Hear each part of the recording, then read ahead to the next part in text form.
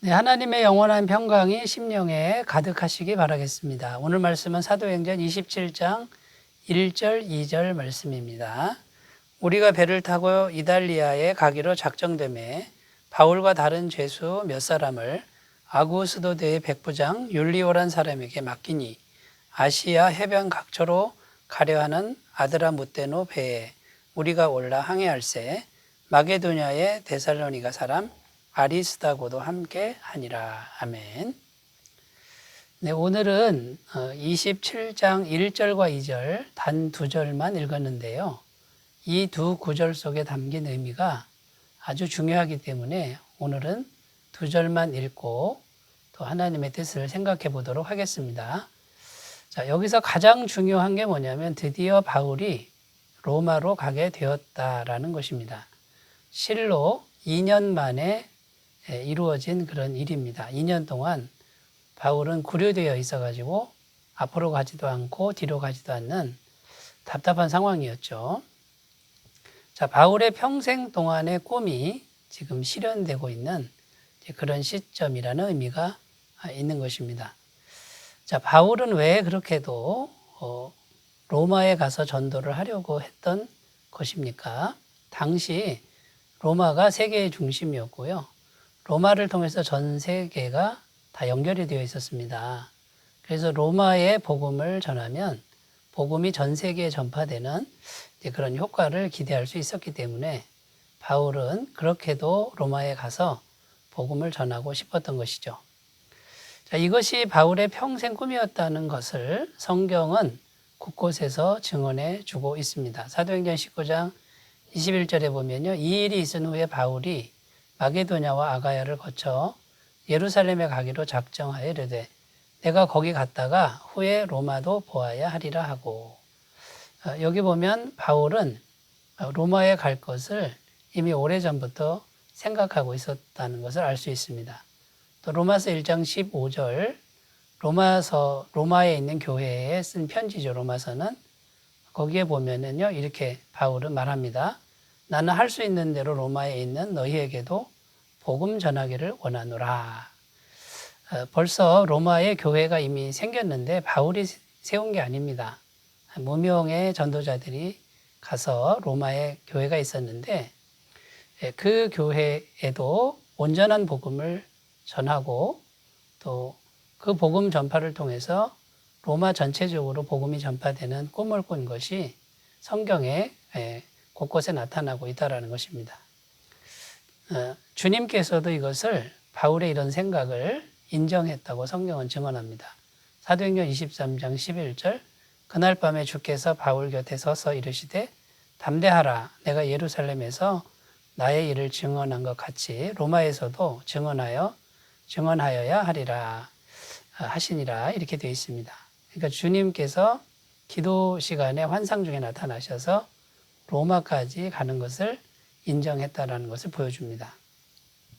이제 드디어 로마로 가게 되었는데요. 이것이 분명 바울이 계속 기도한 것에 대한 주님의 응답이라는 것입니다. 그런데 그 주님의 응답이 오늘 말씀을 잘 찾아보면 엄청나게 크고 또 엄청나게 깊은 응답이라는 것을 찾아볼 수 있다는 것입니다. 그래서 주님의 응답은 언제나 최상이고 또 언제나 최선이라는 이런 주제를 가지고 오늘 말씀을 생각해 보도록 하겠습니다. 자, 첫 번째는요, 주님께서는 응답하실 때 더 크고 더 좋은 것으로 응답하신다라는 것입니다. 1절에 보면 우리가 배를 타고 이달리아로 가기로 작정되매 이렇게 기록됐는데, 자, 2년 만에 드디어 로마로 가게 되었습니다. 그동안 바울이 정말 간절히 기도했을 것입니다. 기도를 매일 하는데도 응답이 안 되고 무려 2년간이나 지체가 되었다는 것이죠. 낙심할 만도 하고 좌절할 만도 합니다. 그런데 오늘 말씀 잘 살펴보면요. 바울은 낙심하지 않았고요. 그리고 주님께서 반드시 응답하셨다라는 것을 볼 수 있다라는 것인데 바울이 기대한 것보다 훨씬 더 좋은 방법으로 더 큰 방법으로 응답했다라는 겁니다. 자, 첫 번째, 이제 로마로 가는 소요 경비적 측면에서 생각해 볼 수 있는데, 로마로 가려면 경비가 많이 든다는 거죠. 그런데요, 지금 바울은 죄수의 신분으로 로마 군대의 보호 아래 가는 거죠. 그러니까 경비가 하나도 들지 않는다라는 것이고, 둘째는 안전의 측면에서 생각해 볼 수 있는데, 혼자 간다 그러면 얼마나 위험합니까? 그런데 세계 최강의 로마 군대가 바울을 지금 안전하게 보호하고 있다는 것입니다. 그리고 세 번째는 바울이 로마 군대의 보호 아래 가기 때문에 유대의 고관들 또 로마의 고관들을 만날 수 있고 그들에게 변호를 할 때 복음을 전할 수 있는 기회가 주어진다라는 것입니다. 그러니까 2년 동안 죄수로 이렇게 구류되어 있었던 이것이 경비나 안전이나 또 고관들을 만나는데 큰 도움이 되고 있다라는 것입니다. 그러니까 인간적 생각으로는 왜 기도하는데 응답 안 해주십니까? 이런 생각이 들 수가 있습니다만 조금 더 깊게 생각해 보면 하나님의 정말 귀한 섭리가 있었다는 것이고 더 크고 더 좋은 것으로 응답하시려고 하는 주님의 손길이 항상 작용하고 있었다라는 것입니다. 이것을 우리가 믿어야 된다는 것이죠. 에베소서 3장 20절 우리 가운데서 역사하시는 능력대로 우리의 온갖 구하는 것이나 생각하는 것에 더 넘치도록 능히 하실 이에게 하나님은 우리가 생각하는 것 또 기도하는 것보다 더 넘치도록 능히 하신다라고 하는 말씀을 우리 같이 믿었으면 좋겠습니다. 마가복음 11장 24절 그러므로 내가 너희에게 말하노니 무엇이든지 기도하고 구하는 것은 받은 줄로 믿으라. 그리하면 그대로 드리라. 지체되더라도 하나님을 끝까지 신뢰하라는 이미 받은 것처럼 신뢰하라는 이제 그런 약속의 말씀이 되겠습니다. 여러분 2년 동안이나 지체되는 그런 상황에서 바울처럼 포기하지 않고 기도하고 있습니까? 하나님을 신뢰하고 있습니까? 자신을 돌아보셨으면 좋겠습니다. 자, 두 번째 주님의 응답은요. 주님의 응답은 항상 최선인데 그 최선의 응답이 뭐냐면 임마누엘이라는 것입니다. 주님의 최선의 응답은 임마누엘이라는 것입니다. 1절 말씀에 보면 우리가 배를 타고 이달리아로 가기로 작정되매 여기 보면 우리가 이렇게 돼 있죠. 자, 우리는 누구를 말하는 겁니까? 이 사도행전을 쓴 사람이 이제 누가입니다. 누가와 바울을 말하는 것이죠. 여기 보면 지금 바울과 함께 하는 사람이 누가? 그러니까 자기가 이 사도행전을 썼으니 우리라는 표현을 쓰는 거죠.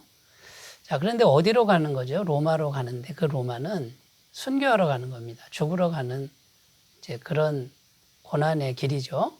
그러니까 누가는 바울과 함께 목숨을 걸고 끝까지 가는 그런 사람을 의미하는 것입니다. 지금 바울은 어떤 상태냐면요. 디모데후서 4장 10절에서 11절 말씀에 보면 대만은 이 세상을 사랑하여 나를 버리고 데살로니가로 갔고 그리스계는 갈라디아로 디도는 달마디아로 갔고 누가만 나와 함께 있느니라.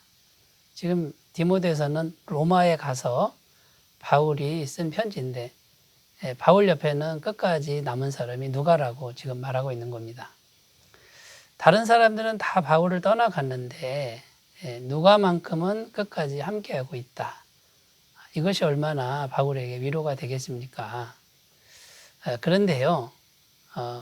한번 잘 생각해 보면요.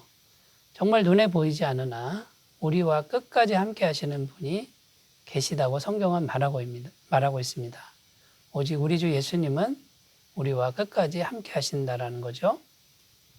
이사야 41장 10절 말씀에 보면 두려워 말라 내가 너와 함께 함이니라 놀라지 말라 나는 내 하나님이 됨이니라. 하나님은 이렇게 항상 약속하고 있는 것이고요. 마태복음 28장 20절에 볼지어다 내가 세상 끝날까지 너희와 항상 함께 있으리라 하시니라. 주님의 약속이고요. 요한복음 10장 11절 나는 선한 목자라. 선한 목자는 양들을 위하여 목숨을 버리거니와. 자, 이렇게 기록합니다. 눈에 보이는 사람 누가만 옆에 있어도 큰 위로가 되는데 전능하신 하나님 그분이 우리와 영원히 함께 하신다라고 하는 이 진리는 얼마나 우리에게 큰 위로와 용기와 힘을 주겠습니까? 여러분, 그 예수님이 오늘날에는 우리 안에서 성령으로 아예 우리 안에 계시고 영원히 같이 사신다고 약속합니다. 요한복음 14장 17절, 그는 진리의 영이라 세상은 능히 그를 받지 못하나니 이는 그를 보지도 못하고 알지도 못함이라. 그러나 너희는 그를 아나니 그는 너희와 함께 거하시며 또 너희 속에 계시겠습니다. 우리 안에서 아예 살면서 영원히 함께 하시는 전능하신 하나님을 지금 증언하고 있는 것입니다. 여러분, 주님의 최선의 기도 응답은요, 주님이 우리와 함께 하시는 임마누엘이라는 것입니다. 전능하신 하나님, 그리고 우리를 위하여 자신의 목숨까지도 전부까지도 내줄 수 있는 그런 분이 우리와 함께 사신다는 이 믿음, 이 새로운 깨달음, 이것이 진정한 기도 응답이라는 것이죠. 자, 세 번째, 주님의 응답은 언제나 최선인데요. 어떻게 응답하시냐면 우리를 완전히 의롭다고 이렇게 인정해 주시는 것으로 응답하신다라는 것입니다. 자, 의롭다고 하시는데 영원히 의롭다고 하신다. 이것이 중요하죠. 주님을 믿고 기도하는 자에게 주님이 오셔서 이렇게 말씀하시는 거예요. 너는 완전히 의롭고 영원히 의롭다. 라고 이런 확신을 주시는 것이 최선의 기도 응답이라는 겁니다. 1절 말씀에 보면 바울과 다른 죄수들 이렇게 표현이 나오는데, 바울도 죄수의 신분으로 다른 죄수들과 같이 갔다 이런 뜻입니다. 그렇지만 성경은 분명히 바울과 다른 죄수들, 자, 이렇게 표현하는 의도가 있는 겁니다. 바울은 다른 죄수들과는 질적으로 다르다라는 것을 지금 말하고 있는 거죠. 다른 죄수들은 진짜 죄인이고요. 바울은 죄가 없는데 죄인처럼 되었다. 이것을 지금 설명하려고 이렇게 표현하는 것이죠. 그런데 이보다 더 깊은 의미가 뭐냐면, 바울은 죄인들과 같이 되어도 괜찮다라는 그런 의미가 있습니다. 왜냐하면 주님께서는 바울을 날마다 의롭다고 해주기 때문에 죄수들과 같이 되어도 괜찮다라는 의미가 있는 겁니다. 그래서 진정한 기도 응답은 뭡니까? 내가 날마다 죄인의 자리에 가도 주님은 날마다 우리를 완전히 의롭다고 해주시는, 이것이 진정한 기도 응답이라는 겁니다. 그래서 우리를 완전히 의롭다고 해주시면 어떤 일이 발생합니까? 이제 하나님의 모든 것이 우리에게 공급이 됩니다. 하나님의 모든 것으로 회복시켜 주신다라는 겁니다. 하나님의 자녀 권세를 회복시켜 주시죠. 영접하는 자, 곧 그 이름을 믿는 자들에게는 하나님의 자녀가 되는 권세를 주시고, 부활과 하늘의 시민권을 주십니다. 에베소서 2장 6절, 또 함께 일으키사 그리스도 예수 안에서 함께 하늘에 앉히시니, 이렇게 되어 있습니다. 여러분, 그러니까 예수님께서 우리에게 오셔서 기도 응답하실 때 너는 죄인이어도 괜찮아. 내가 너를 완전히 의롭다고 해줄게. 하늘의 모든 것을 공급해 줄게. 이것이 진정한 기도 응답이라는 것이죠. 여러분, 이런 응답을 날마다 받으시는 귀한 은혜가 있으시기 바라겠습니다. 기도합니다. 하나님 아버지, 오늘도 주님의 은혜 속에서 강건한 우리가 되게 하여 주옵소서. 예수님의 이름으로 기도드립니다. 아멘. 사랑 충만한 하루 되시기 바라겠습니다. 감사합니다.